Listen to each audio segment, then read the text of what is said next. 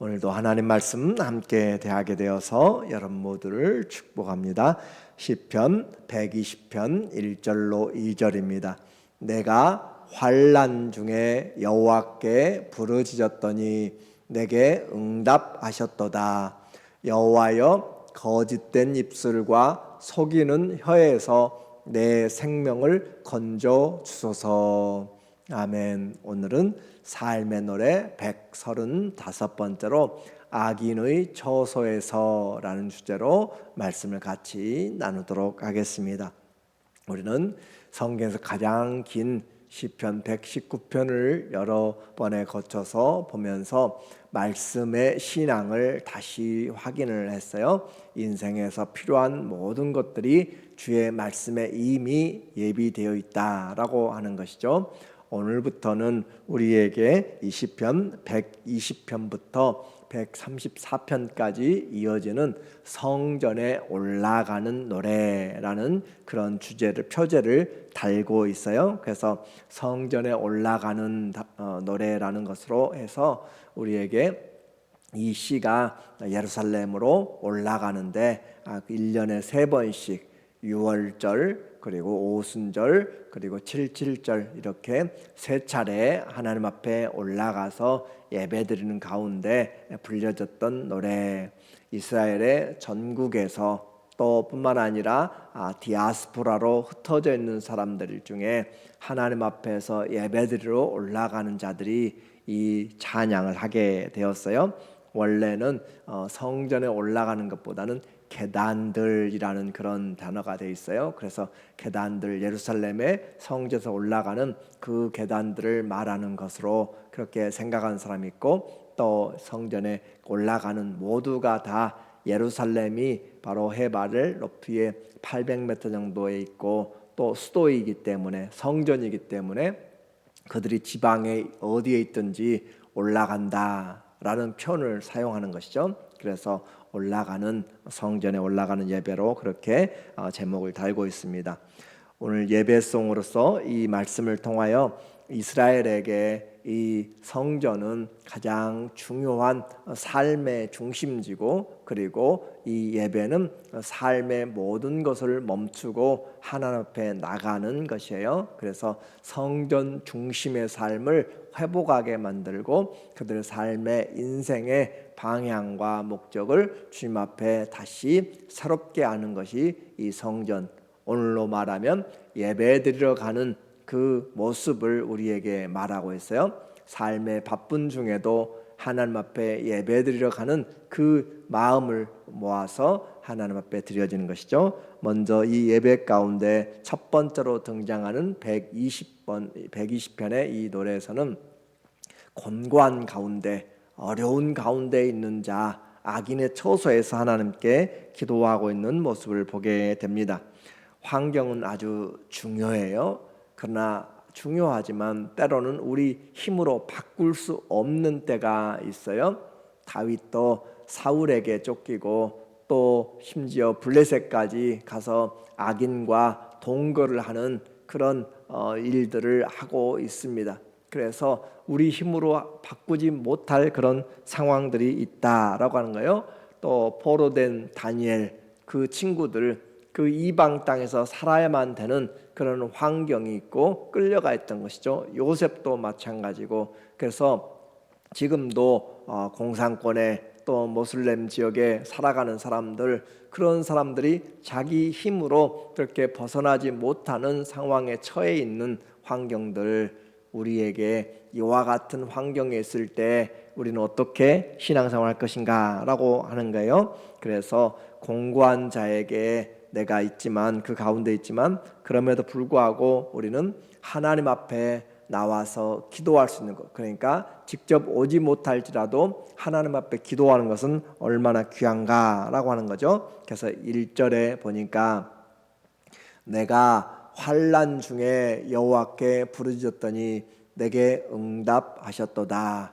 우리의 처소가 내 마음대로 환경이 바꾸지 못한다 할지라도, 병중에 있을지라도, 멀리 떨어져 있을지라도 하나님 앞에 기도할 수 있는 것이 우리에게는 너무너무 큰 기쁨이고 감사이죠. 그래서 이 바다 속에서 물고기 뱃속에서 그곳에서도 요나가 기도할 때 주의 성전에 그의 기도가 올라가는 것처럼 오늘도 우리의 형편이 어디에 있든지 하나님 앞에 곤고한 가운데 기도할 때 주님이 들어주시는 것, 이것이 성도의 능력입니다. 환난 중에 여호와께 부르짖었더니 내게 응답하셨도다. 주님이 응답하는 내용이에요. 생명의 위협 속에서 간절히 기도하고 있습니다.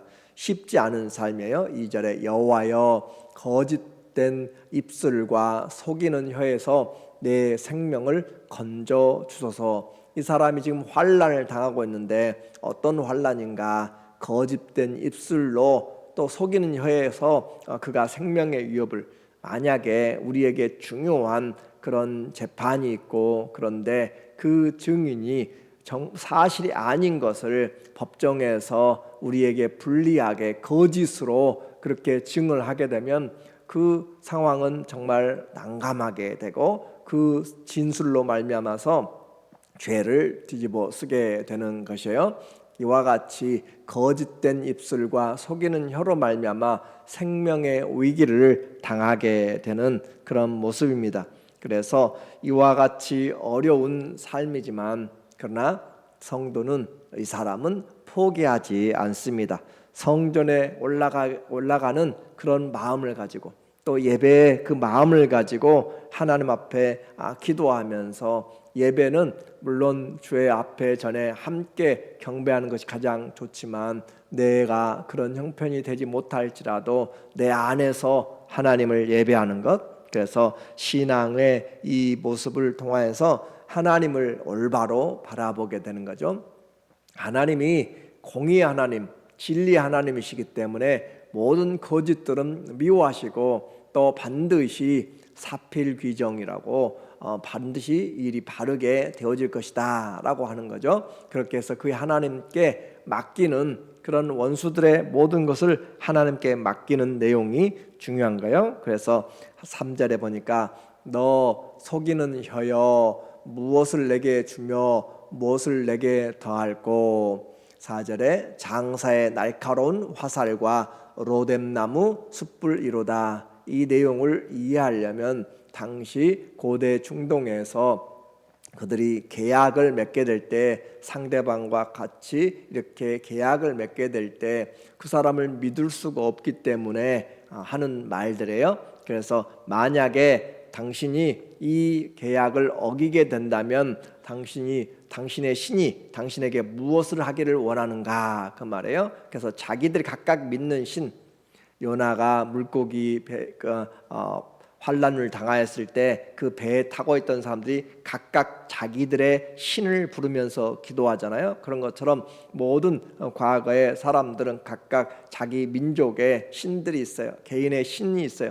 그 신들로 서원하는 것을 가장 두렵게 생각하는 것이죠. 그래서 언약을 맺으면서 네가 만약 이 언약을 어기게 되면 당신의 신이 당신에게 무엇을 할 것을 맹세하느냐라고 그렇게 묻게 되면 그 사람이 내 신이 나에게 이와 같은 저주를 하기를 원한다라고 함으로써 그것을 반드시 자기 신의 이름으로 지킨다고 하는 그런 모습을 우리가 이해할 때 이 본문을 좀 이해할 수 있어요.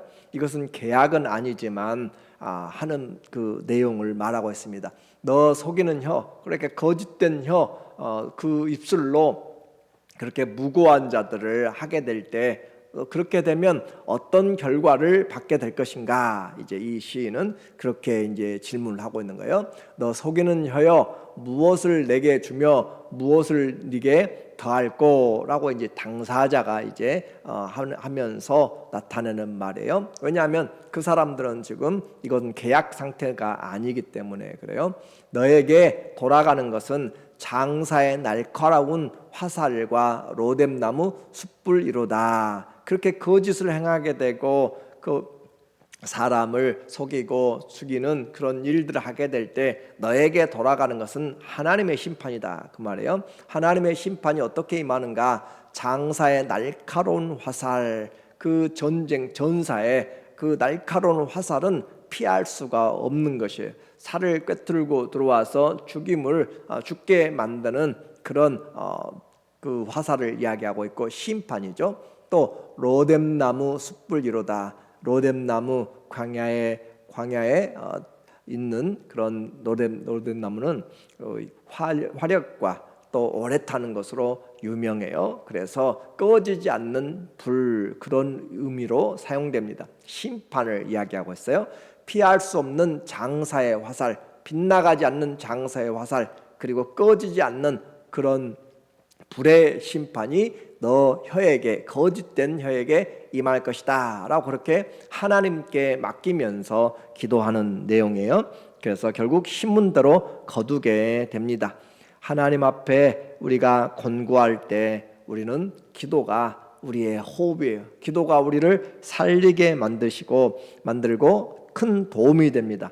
성도는 모든 환경에서도 기도하지만 특별히 권고할 때, 어려울 때 기도는 우리에게 안식을 주고 하나님이 우리에게 도움을 주는 큰 힘이 되는 것이에요. 특별히 주님은 환난 날에 우리에게 주님을 찾으라라고도 약속으로 우리에게 말씀하시죠. 시편 46편 1절에도 보면 하나님은 우리의 피난처시요 힘이시니 환난 날에 만날 큰 도움이시라. 우리가 외우자라고 그렇게 이야기했어요.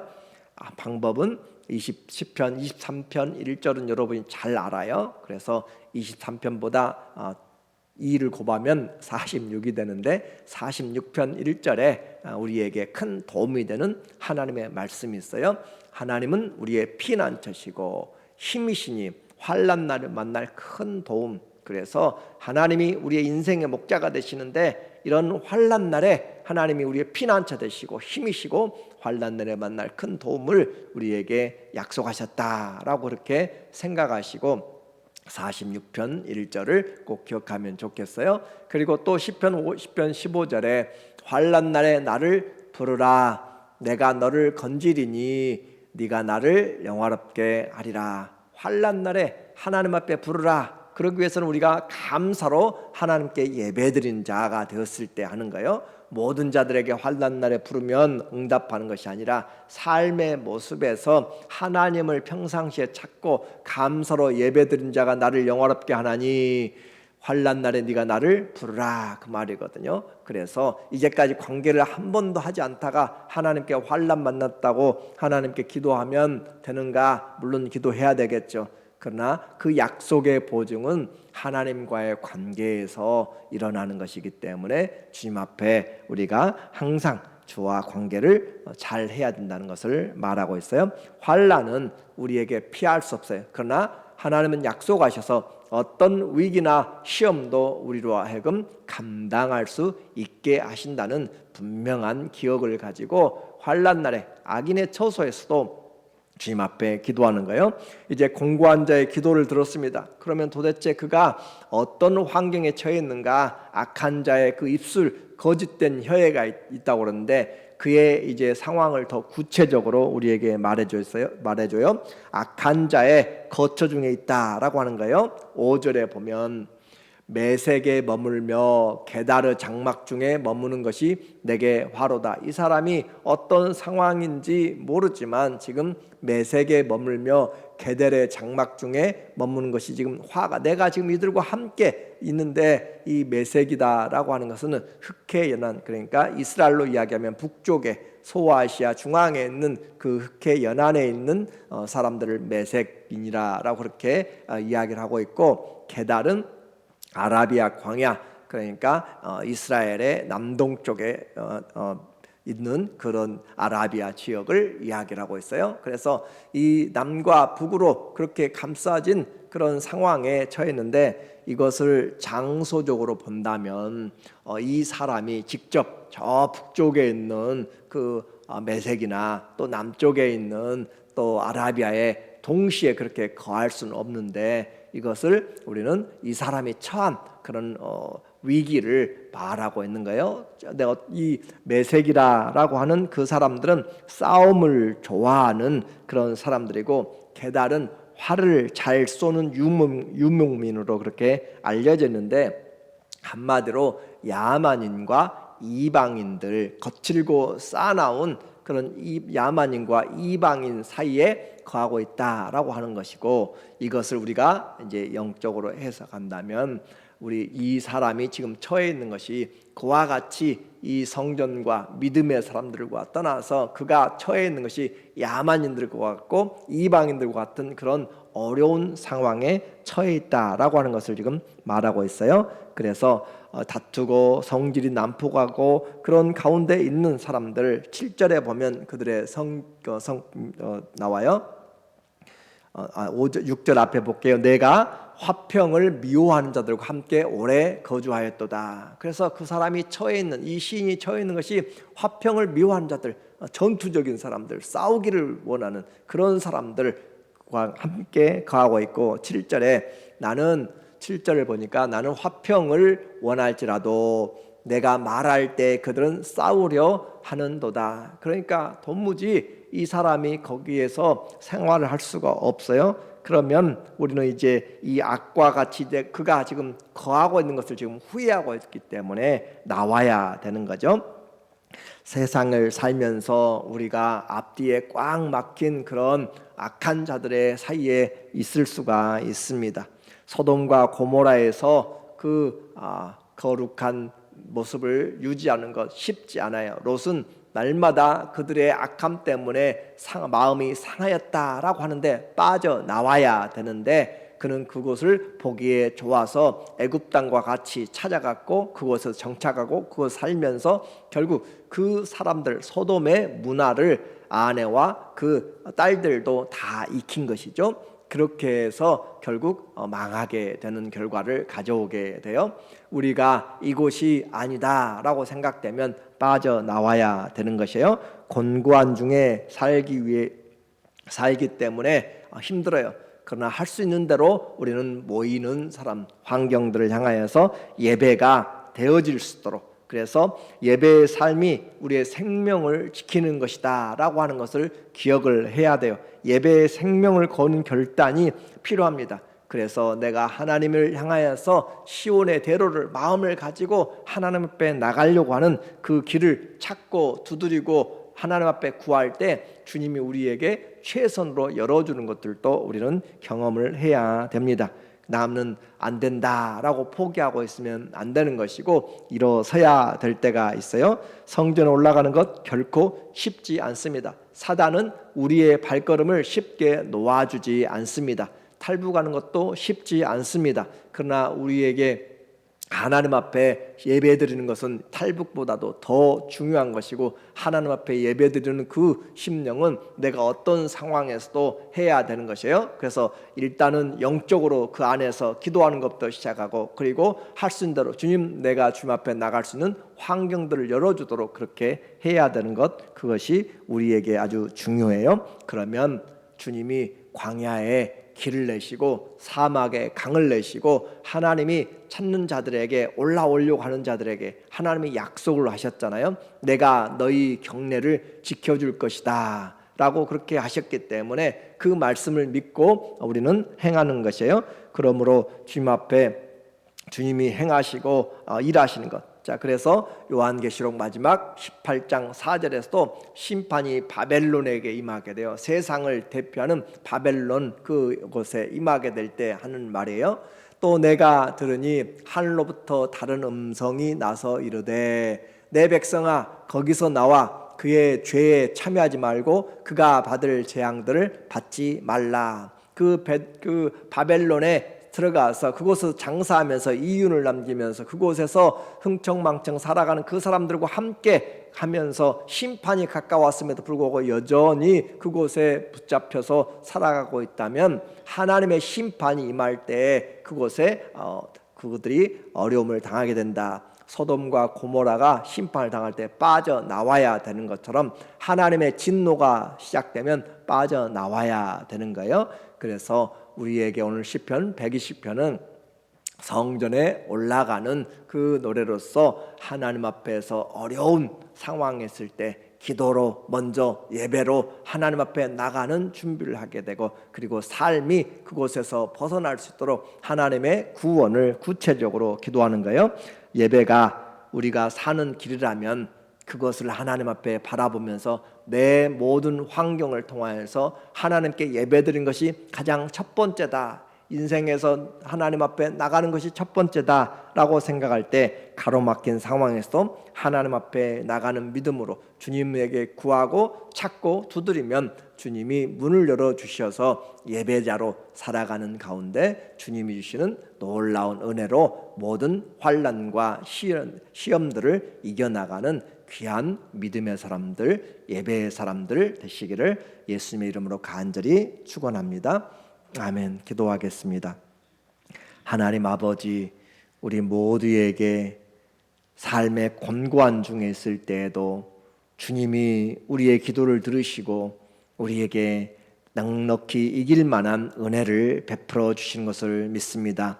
피난처가 되시고 큰 힘이 되시고 환난 날에 만날 도움이 되심으로 우리가 주님 앞에 기도합니다. 우리의 모든 형편에서 하나님 예배자로 살게 하여 주시고 내게 말씀이 들려지게 하여 주시고 하나님 마음을 다해서 주께 나와 하나님을 영화롭게 할 수 있도록 하나님 우리의 형편들도 주님께서 경영하여 주시옵소서. 주를 찾는 자들에게 가장 좋은 것으로 베푸시는 하나님의 능력으로 우리의 마음 가운데 시온의 대로들이 열리게 하여 주시고 하나님의 놀라운 기사와 표적들이 우리 안에서 주의 이름으로 나타나도록 주님 예배가 살릴 수 있습니다. 예배의 사람들 되게 하여 주시옵소서. 예수님의 이름으로 간절히 기도합니다.